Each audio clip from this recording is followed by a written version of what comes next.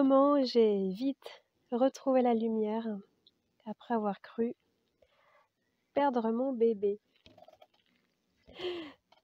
Bonjour, je suis Mélissa. Je suis enceinte de mon deuxième bébé qui arrive fin de l'été. Donc je revis cette expérience extraordinaire qui me donne beaucoup d'inspiration et d'énergie. Je suis aussi thérapeute, experte en gestion des émotions.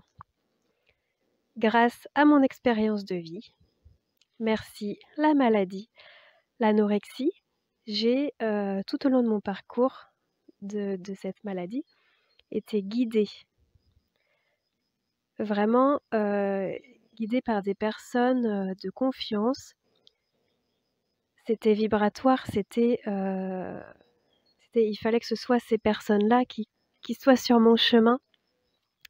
Je n'y croyais pas à chaque fois. J'ai pu vraiment libérer et comprendre pourquoi je vivais cela.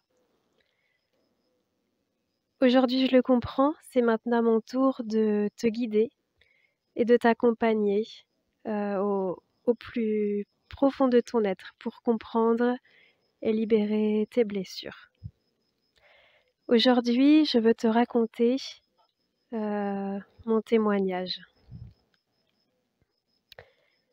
Alors, ça s'est passé une après-midi, donc vraiment une expérience douloureuse. Les émotions ne sont plus là, donc ça va être plus limpide pour la raconter. C'était il y a une semaine quand même. Donc ma petite fille jouait, on était chez des amis et puis elle a peu d'objets qui font du bruit. Là dans la yourte, c'est vraiment minimaliste, on est beaucoup dehors, beaucoup de coloriage, donc c'est des choses qu'elle n'a pas l'habitude.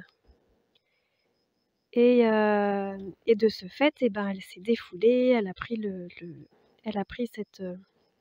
ce bâton lumineux qui faisait beaucoup de bruit et elle m'a donné un gros coup dans le ventre, bien sûr, sans faire exprès. Juste avant, elle m'avait donné un gros coup de tête aussi. Faut dire que depuis le début de grossesse, j'ai cette peur. En fait, comme elle est très, elle a 3 ans, hein, elle est très maman, elle vient toujours sur moi et j'ai cette peur. Donc il y a vraiment cette protection qui se fait. Attention au ventre, attention au ventre. Et bon bah là, ça s'est produit. Donc la colère. Je me suis emportée. Je lui ai expliqué pourquoi. Donc je lui ai enlevé cet objet et c'est vrai que j'ai été choquée. Très choquée, j'attendais des signes de bébé toute la journée. J'ai perdu un peu de joie parce qu'il se passe plein de choses dans la tête. Et puis je ne sentais plus, pas de signes. Mais comme on était près chez des autres amis, ça aide à penser à autre chose. C'était quand même là, hein, je vérifiais, mais bon, rien du tout. Donc j'étais un peu comme le déni, vous voyez, c'est vraiment les étapes du deuil. C'était un peu le déni en fait. Je savais qu'il y avait quelque chose. Mon cerveau voulait pas le voir. Oh, il bouge pas, non mais c'est pas. Voilà, bon, allez, j'y pense pas. Mais au fond, il y avait quelque chose. Et en fait, tout s'est déclenché le soir, à l'endormissement. Et là, j'ai pleuré toute la nuit. Là, j'ai cru vraiment que son cœur s'était arrêté de battre et c'était l'enfer. J'osais pas réveiller mon compagnon. Et le lendemain, je lui ai avoué que j'avais pleuré toute la nuit, que j'avais peur que bébé soit plus là, que son cœur s'était arrêté. Donc je lui demande de se connecter parce qu'il a des capacités médiumniques, donc il peut recevoir des messages. Le message c'était j'ai été choquée, je me réfugie. Donc il était rentré. Mais tout va bien, rien de grave. Et moi, j'ai pas entendu. Le cerveau, là, il a pas du tout entendu, donc j'ai continué à pleurer. Donc vraiment l'étape, libération de l'émotion. Ma fille m'a pris dans ses bras: «Ça va aller maman, ça va aller maman». J'avais que des personnes rassurantes, j'en ai parlé, j'ai expliqué.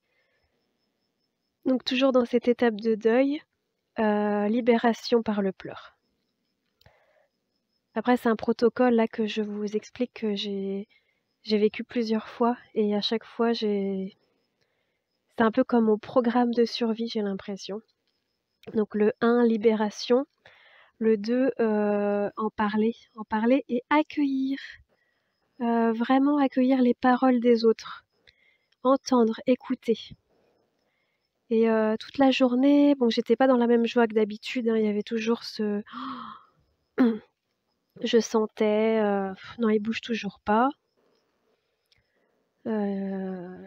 C'était, toute la journée stressant. Mais je ne il y a vraiment mon émotion qui était amoindrie, on va dire. Une autre étape aussi, c'est, bah, sortir de chez soi parce que j'aurais pu pleurer toute la journée, toute seule et là, le fait, d'être avec les amis, ça m'a vraiment aidée. Ensuite, c'est vraiment accepter d'être triste. Donc c'est pas facile, c'est pas facile d'accepter d'être triste et en fait, c'est pour qu'ensuite, les énergies s'harmonisent, et pour faire entrer la lumière. Voilà, comme, bon, bah, c'est des polarités, on est joyeux, on est triste. Donc il y a eu ce lâcher prise qui a commencé. Le soir, j'ai encore, chez quelqu'un d'autre, donc chez mon père qui m'a vraiment, il y avait une grande connexion, des paroles rassurantes et là, il s'est passé quelque chose. Zut et le soir, à l'endormissement, le bébé refaisait des parce que moi j'avais l'habitude vraiment qu'il fait la java quoi, hein et depuis longtemps et donc là, j'ai compris, ce système du cerveau, de protection, de ce cerveau qui avait déjà entendu des histoires où la grossesse s'était arrêtée, où voilà, tout ça c'était là. Mon conjoint aussi m'en a parlé et donc c'est redescendu. Voilà l'histoire, ce témoignage pour, rassurer, pour expliquer que chacun a son protocole de survie et qu'il est important de ne pas garder ces émotions qui font très, très mal et bah, surtout que là, le bébé, en fait, il ressentait tout et j'ai eu cette peur de me dire: «Oh! C'est-à-dire que là, il est en train de prendre toute ma peur, toute ma colère, toute ma tristesse?» Oh et je m'en suis voulu. Donc en fait, ça m'a vraiment aidée à changer vraiment de tic voilà.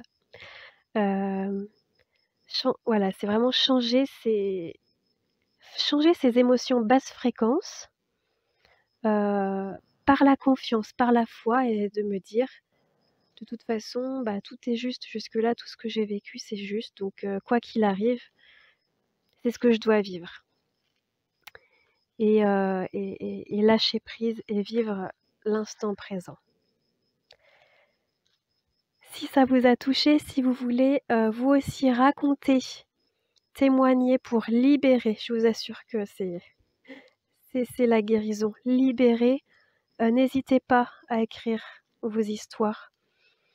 Hem, N'hésitez pas à m'envoyer un email. La petite info que je voulais vous dire à la fin de cette vidéo, c'est le groupe privé Mon poids, mes émotions Aya qui, est en ligne. Le lien est en ligne. Heu, il y a plein de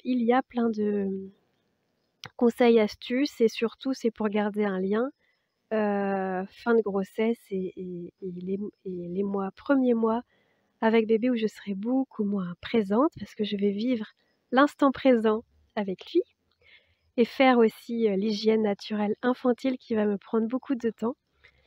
Donc ce groupe-là, voilà, le lien est sous la vidéo si vous voulez faire vos curieux. C'est le prix de démarrage et moi aussi je démarre, avec vous, avec joie de continuer l'aventure et n'hésitez pas à me mettre des thèmes de vidéos ou de sujets qu'on puisse, aborder.